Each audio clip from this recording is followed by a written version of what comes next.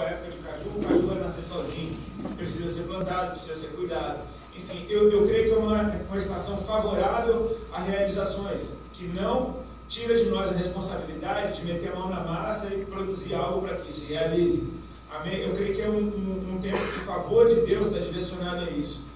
Aquelas coisas que estavam dentro da gaveta, sabe aqueles projetos que estavam na gaveta, que estavam esperando a hora certa de botar isso para fora e realizar, eu creio que é um tempo muito favorável para isso. Amém. E como o pacote é completo, eu tenho falado disso todos os dias, as coisas que a gente empurrou para debaixo do tapete também precisam ser colocadas para o lado de fora. Amém? Os projetos é muito gostoso você realizar, mas as coisas que você empurrou para debaixo do tapete não são tão agradáveis assim de serem encaradas. Eu aprendi uma coisa, cara, tudo que eu empurro com a barriga para debaixo do tapete, eu vou encontrar ela lá na frente, ela vai estar mais gorda do que ela era. Eles aumentam, não sei como, mas aumentam. Uma conta que você esquece de pagar, ela não esquece que ela existe, porque você esqueceu. E por aí vai. Eu creio que é um ano assim, muito favorável a gente ver esse tipo de coisa acontecendo. Eu entendo grandes, amém? Eu não sei se faz essa diferença, mas enfim. Porque eu acho bom frisar isso, porque muitas pessoas acham que se é um ano de autoridade, as pessoas já pensam, então o pastor vai ter mais autoridade. Não, Deus está liberando autoridade sobre os seus filhos. Autoridade para estabelecer coisas, para estabelecer altares de adoração, para estabelecer princípios dentro da sua casa, onde quer que você esteja. E essa palavra, essa passagem onde Salomão pede a Deus sabedoria, falou muito comigo nesse sentido. Eu, por exemplo, sou uma pessoa que simpatiza muito com a forma de governo chamada reino. Não simplesmente por ser um cristão, Jesus veio anunciar o reino de Deus. Mas por alguns aspectos, e um deles é que numa democracia como a que a gente vive, qualquer pessoa pode ser eleito presidente da República.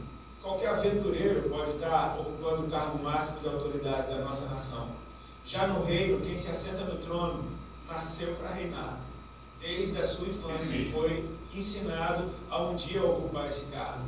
Eu creio que nós somos uma geração que, ainda que não tenhamos toda a sabedoria, que ainda não tenhamos todas as ferramentas, que ainda que não tenhamos toda a habilidade, nós nascemos para reinar. Esse foi o sonho de Deus desde o princípio. Ali, quando ele chama Moisés para reunir o povo no pé do monte, ele diz: eu farei do meu povo uma nação de reis e sacerdotes.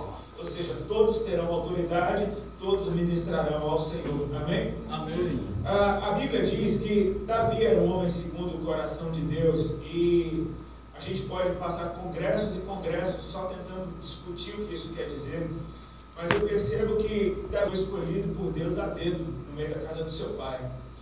E tinha algumas características em Davi que ele chama a atenção. Eu creio que Deus observa a gente quando a gente está em oculto, amém, queridos? E o zelo de Davi com aquelas pequenas ovelhas com certeza chamou a atenção do seu pai. E Davi era um adorador, amém? Eu acho que Israel foi um povo muito abençoado naquele tempo por ter um rei que fosse um dos maiores adoradores que já existiu. E, enfim, você vê então o sonho de Deus, alguém com autoridade e alguém que ministra ao Senhor. Salomão, então, ele nasce nessa família real e ele foi ensinado a andar nos caminhos do Senhor pelo seu pai. Eu quero fazer um link com aquilo que estava sendo liberado aqui, o ensino que estava sendo ministrado sobre o assassinato espiritual que muitas pessoas cometem. A gente precisa entender até que ponto a gente deve disciplinar as pessoas, porque disciplinar, exortar, tudo isso é muito produtivo, amém? Amém. Mas espancar e matar, não, amém? Eu e minha esposa, no tempo muito recente, a gente sofreu muito. Minha esposa quase sofreu um assassinato espiritual e eu sei o prejuízo que isso causa.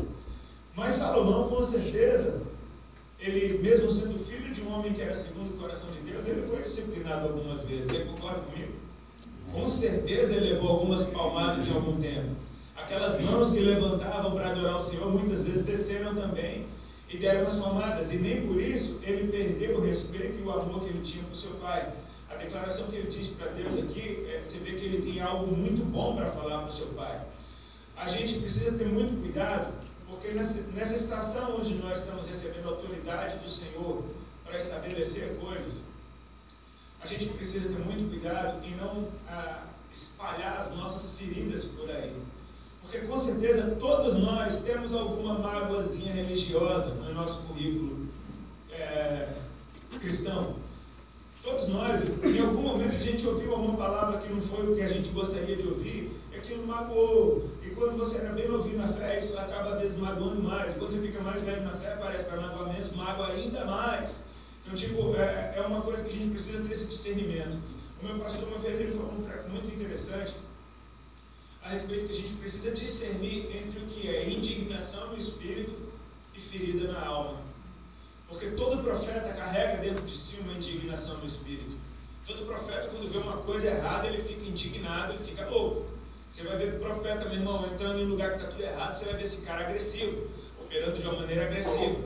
Mas às vezes a gente precisa ter cuidado, porque muitas pessoas hoje estão tão feridas na alma que passam por profetas.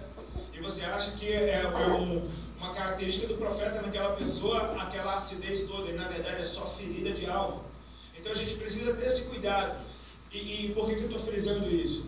Porque aqui, mesmo sabendo que, por lógica, que Salomão muitas vezes foi disciplinado por seu pai, o que ele tinha para falar do seu pai diante de Deus foram só coisas boas. Então eu creio que a gente é um princípio do mundo espiritual, você recebe a unção que você respeita. Nós precisamos aprender, apesar de todas as falhas que tenham cometido conosco no passado, aprender a honrar aqueles que pavimentaram o caminho para que a gente pudesse chegar aqui.